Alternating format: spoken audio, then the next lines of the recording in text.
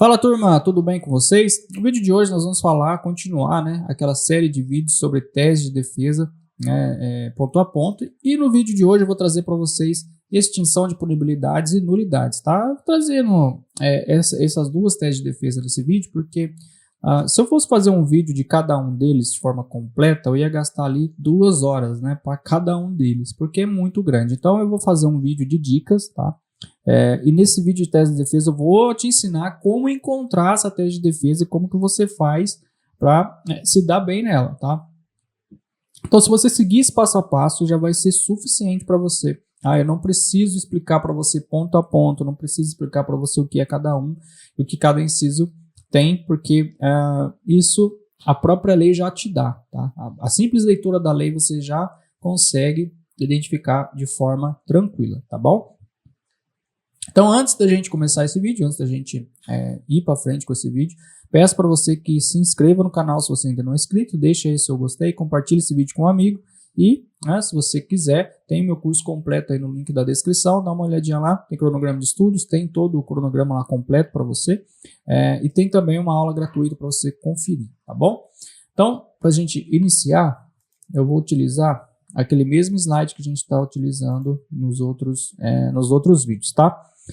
Então, no vídeo de hoje eu quero falar com vocês sobre extinção de punibilidades e também de nulidades, tá? E proteções constitucionais eu não vou fazer um vídeo sobre isso, porque é bem raro que você tenha que utilizar isso daqui, mas geralmente quando você, em toda prova é só você dar uma lida no artigo 5º da Constituição Federal e dar uma olhada lá. Ele é muito extenso, então geralmente vale a pena você fazer uma leitura de vez em quando do artigo 5º, tá? É que você alcance, que você saiba aonde estão cada uma das coisas, beleza? Então, a extinção de punibilidade, ele é lá do artigo 107 do Código Penal, tá? Eu vou abrir aqui para vocês o site do Planalto, no artigo 107, só para a gente dar uma olhada. Já vou deixar também o Código de Processo Penal aberto. CPP Planalto. Para a gente dar uma olhada no artigo 564. 564. Aqui. Vou compartilhar minha tela aqui com vocês. Beleza? Então, vamos seguir com a extinção da punibilidade, artigo 107, e depois nós vamos falar sobre as nulidades, tá? Então, beleza. Artigo 107. Top. Pessoal, é o seguinte, a extinção de punibilidade está listada lá no artigo 107 do Código Penal, tá? E ele diz o seguinte, extingue-se a punibilidade quando? Aqui tem todos esses 9 itens, para que você trabalhe na sua tese de defesa. A primeira coisa, morte do agente. Pela anistia, graça ou indulto. Pela retroatividade da lei que não mais considera o fato criminoso, que é abolitio crimes. Pela prescrição, decadência ou perepção. Pela renúncia do direito de queixa ou pelo perdão aceito nos crimes de ação privada. Pela retratação do agente nos casos em que a lei permitir. Pelo perdão judicial nos casos previstos em lei, tá?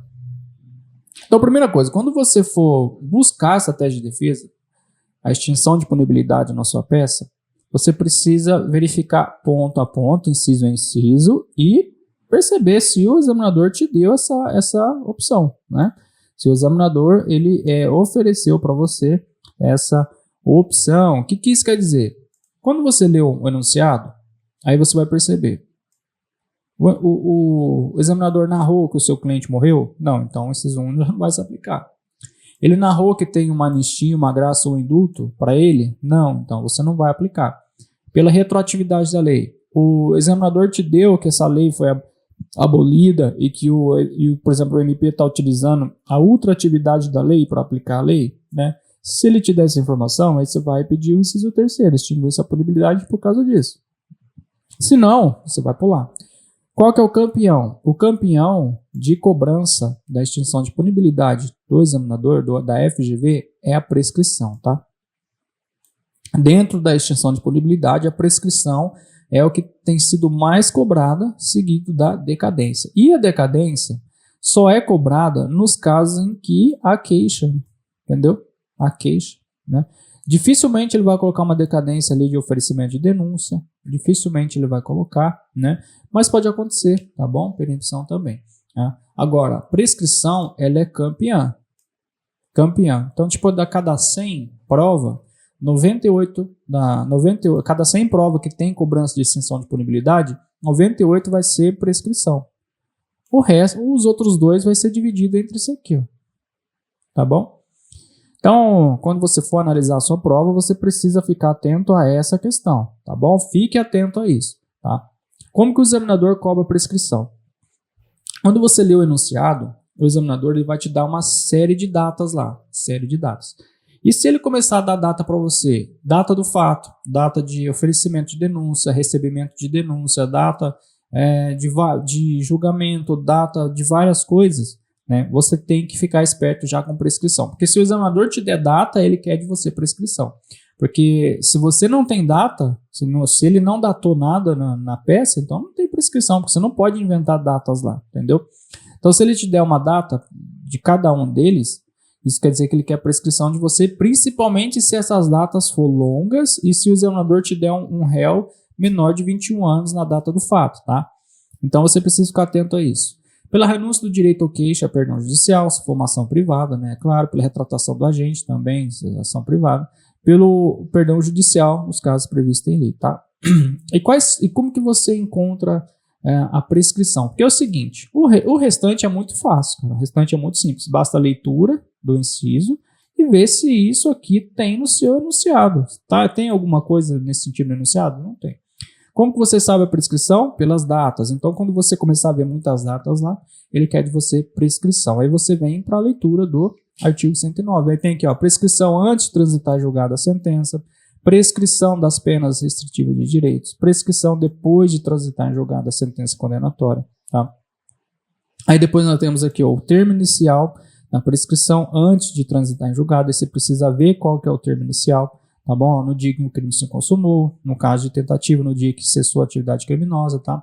Vamos supor que você tem a data aí do fato, né? A data da consumação do crime. Então ele vai te dar a data. Como ele te deu a data, você já tem o termo inicial da prescrição. Aí depois você vai ver quando que foi decretada a sentença. Ó, o juiz deu a sentença, ó, 10 anos depois. E a prescrição ocorreu em 8. Você vai pedir prescrição, entendeu? Antes de tornar julgado. Agora, se for uma apelação, se você for ver prescrição numa apelação, por exemplo, aí é o termo inicial da prescrição, depois, após a sentença condenatória recorrível. Então, no caso do artigo 110 do Código, a prescrição começa a correr, ó, no dia em que transita em julgado a sentença condenatória para acusação e ou da revogação da suspensão condicional da pena ou livramento condicional no dia que se interrompe a execução, salvo quando o tempo de interrupção da água computar-se a pena, tá? Então, assim, ó, no dia que transitou em julgado a sentença condenatória para acusação, é que começa a correr a prescrição. E nesse caso aqui, se for apelação, o examinador vai te dar essa data, tá? Ele vai colocar lá, transitado em julgado dia tal, tá bom? Ele vai te dar essa data aí. Prescrição da multa, redução dos prazos, e fique esperto com o artigo 115 também.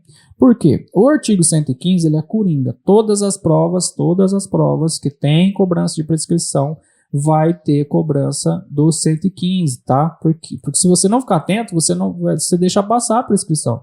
Porque geralmente o examinador ele não dá o tempo suficiente, entendeu? Ele não dá o tempo suficiente. Então, quando o artigo 109, vou te dar um exemplo, ó, tem o artigo 109 aqui. Aí imagine lá que é um furto, né, ou um crime que não excede a 4 anos, tá? Não excede a 4. Aí vamos supor, se não excede a 4, ele é superior a 2 e não excede a 4, a prescrição é 8 anos. Aí vamos supor que ele dá ali 6 anos para você. Aí você fala assim, passou lá, não alcançou a prescrição. Mas aí o que acontece? Ele dá um cliente para você que é menor de 21 anos. Se ele é menor de 21 anos, reduz pela metade. São reduzidos pela metade os prazos de prescrição quando o criminoso, ao tempo do crime, era menor de 21 anos ou na data de sentença maior de 70 anos. Entendeu? Então você tem que ficar esperto com isso aqui. Se ele falar que, por exemplo, o João, 18 anos, aí você já sabe. menor de 21, cai pela metade. Então, se você ficar esperto com isso, 8 cai para 4. E se passou 6, prescrição. Beleza? Nós temos outra espécie de prescrição, que é a prescrição retroativa, tá? A prescrição retroativa, embora ela não tenha na lei, ela tem sido admitida na doutrina e também é amplamente aceita pelos tribunais superiores, STJ principalmente. Ele aceita esse tipo de prescrição retroativa. O que é a prescrição retroativa? Pega ali a condenação do sujeito e retroage até a data do fato criminoso e vê se passou os anos. Imagine o seguinte, imagine que aqui, ó, imagine que o crime, a pena máxima do crime, vamos supor que é 4 anos. A pena máxima do crime é 4 anos. Aí ele pega 1 ano só. Se ele pegar 1 ano, não vai ser mais 4. Entendeu? Não vai ser mais 4. Não vai ser mais 8, vai ser 4 anos. Então você retroage para 4 anos. Mesmo que o crime ele tenha ali, a pena máxima dele é 4 anos. Entendeu? Então o correto seria aplicar isso aqui. Mas com a prescrição retroativa você consegue comprovar isso aqui. E se ele for menor de 21 anos, 4 anos cai para 2 anos. Então você, ficando esperto com essas coisas, você consegue pedir essa prescrição, tá? A OAB, se eu não me engano, cobrou uma vez a retroativa, se não me engano, tá? Cobrou uma vez a retroativa, mas eu não vou me aprofundar aqui na prescrição retroativa, mas eu recomendo que você se mergulhe aí, né? Que você aprofunde nesse estudo e você conheça cada tipo de prescrição, beleza? Basta a leitura, gente, não tem erro. Para a prova da OAB, basta a leitura do artigo. Então, leia o artigo 109. Então, veja qual que é aqui o seu caso. Tá? Então, se a pena, aí você dá uma olhada no Código Penal. Vai lá no Código Penal, na parte especial, vê lá o crime que está sendo imputado a ele e vê qual que é a pena máxima. Se a pena máxima é 8, ó. Então, você vai, 12 anos. Aí, se passou 8 anos, por exemplo. Aí, você falou, não alcançou a prescrição. Opa, mas peraí, ele é menor de 21 anos. 12 cai pela metade. Então, é 6 e passou 8, prescrição, tá bom? Então, se você simplesmente lê os artigos aqui, já vai te ajudar, tá bom? Você já vai conseguir identificar. Então, é muito simples, tá? A estratégia de defesa, ela é muito simples. Então, a extinção de punibilidade é isso, gente.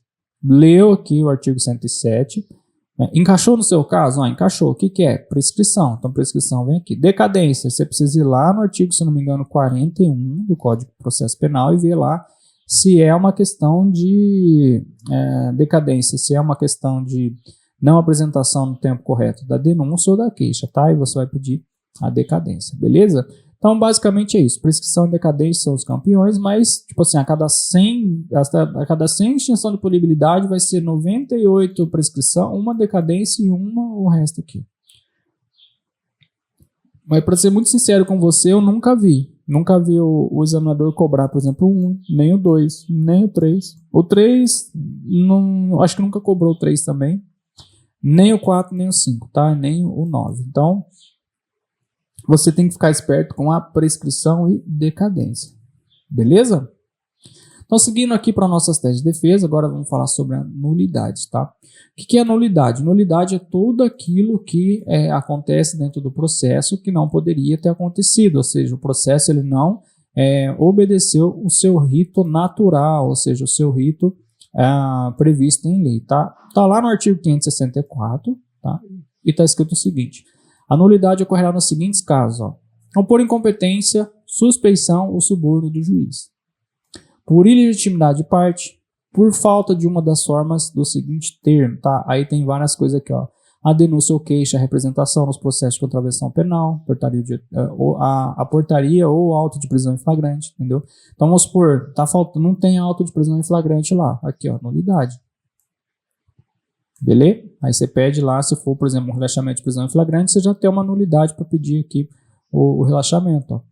O exame de corpo de delito nos crimes que deixam vestígios, tá vendo? Ressalvado o artigo 169, então você já pede uma nulidade ali do processo. Nulidade da sentença. Nomeação de defensor ao réu presente, né? Aí você pede, por exemplo, aqui é um crime, por exemplo, de lesão corporal. Aí não tem exame de corpo de delito lá no exame de corpo, na lesão corporal, entendeu? Você já pede ali uma nulidade da prova, tá? Nulidade da sentença por não conter corpo de delito. Nomeação de defensor do réu presente, que não tiver ausente o curador ao menor de 21 anos, entendeu? Então, tem várias coisas aqui, ó.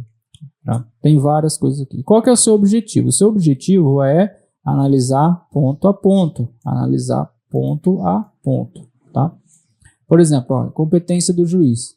Para ter incompetência do juiz, o examinador tem que trazer várias cidades para você, várias localidades, tá? Ou que um juiz trabalhista aí esteja julgando essa ação criminal, tá?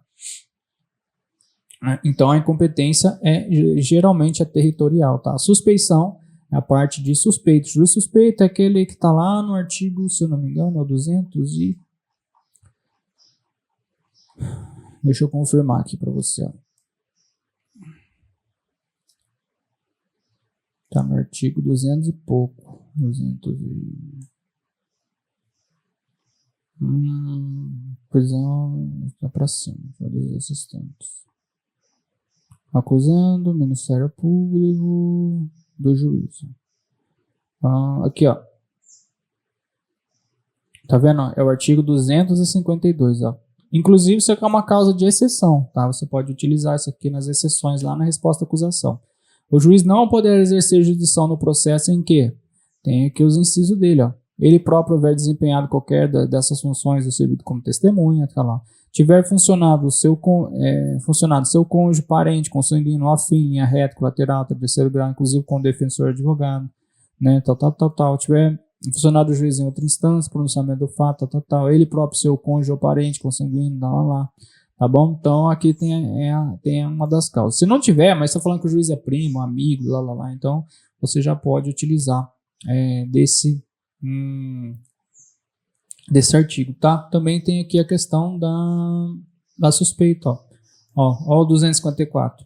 O juiz dar-se-á por suspeito e, se não fizer, poderá ser recusado por uma das partes, ó. Se for amigo íntimo ou inimigo capital de qualquer das partes, tá vendo? Ele ou seu cônjuge ascendente tiver respondido processo, lá. Então aqui tem as causas de suspeição dele, tá? Então você pode utilizar na nulidade, você pode utilizar lá nas exceções também. Beleza? Suborno do juiz. Aqui o examinador tem que narrar que o réu pagou o juiz para dar a sentença por legitimidade de parte. Aqui você vai ter que ver as partes legítimas, né? E você não precisa ficar inventando roda, não precisa ficar inventando a roda, não. Aqui o próprio examinador vai te dar essas informações. Ele vai te dar a informação de incompetência, ele vai te dar essa informação de suspeição, de suborno, de legitimidade de partes, tá? Agora, quero chamar a atenção para você quanto ao inciso 3, mas lá no finalzinho, tá? Por que lá no finalzinho? Porque aqui está especificando bem nítido para você, não tem como, é só você ler. Por exemplo, ó, a sentença de pronúncia o libelo e a entrega da respectiva cópia com rol de testemunhas nos processos perante o tribunal do júri. Então, se não tiver uma sentença de pronúncia, né, não pode ir para o júri. Entendeu? Não pode ir para o júri. Então, tem que ter essa sentença de pronúncia. Beleza? Então, eu quero chamar uma atenção lá para o finalzinho, tá? Que é aqui o inciso 4º. Está escrito assim, ó. Por omissão de formalidade que constitui elemento essencial do fato. Isso aqui é bem abrangente, tá? Então você precisa ficar esperto só com isso daqui. Se você suspeitar de uma causa de nulidade e você não tiver um desses rolos aqui, você vai utilizar ele como coringa, tá? Ele como coringa. Ó, em decorrência de decisão carente de fundamentação também é legal, tá? No entanto, esse aqui é muito cobrado, ó. Por omissão de formalidade constitui elemento essencial do fato. Mas vou dar um exemplo. Por exemplo, na prisão em flagrante, né, ele precisa passar por uma audiência de custódia até 24 horas. E a audiência de custódia não está aqui, ó. Aí você pede a nulidade por omissão de formalidade que constitui elemento essencial do fato. É essencial que o preso ele passe por uma audiência de custódia dentro dos 24 horas. Se não, nulidade. Tá? Nulidade da prisão. E você pede ali o relaxamento da prisão por conta disso. Então é simples, gente. Você não precisa saber de cor, você não precisa saber de cabeça, você não precisa ser um perito em extinção de punibilidade, um perito aqui em nulidades. E nem aqui, gente, proteção, rejeição de denúncia, basta a leitura da lei, basta a leitura do artigo e você encaixa isso na sua peça, na sua prova. Tá bom? Então você precisa fazer isso, você precisa entrar lá na sua prova e você precisa colocar as teses de defesa cabíveis naquela peça. Depois que você entendeu as peças cabíveis naquela peça, você busca ponto a ponto, lendo a lei e vendo se aquilo encaixa dentro da prova. Se não encaixar, não tem a tese de defesa, beleza? É simples e muito fácil, tá bom? Então espero que você tenha gostado desse vídeo, espero que ele tenha te ajudado de alguma forma. Deixa aí seu gostei, se inscreva no canal se você ainda não é inscrito, compartilhe esse vídeo com um amigo, dá uma conferida aí no link da descrição, né, do curso completo da segunda fase da OAB, tá bom? Então é isso, um grande abraço e até o nosso próximo vídeo, bons estudos!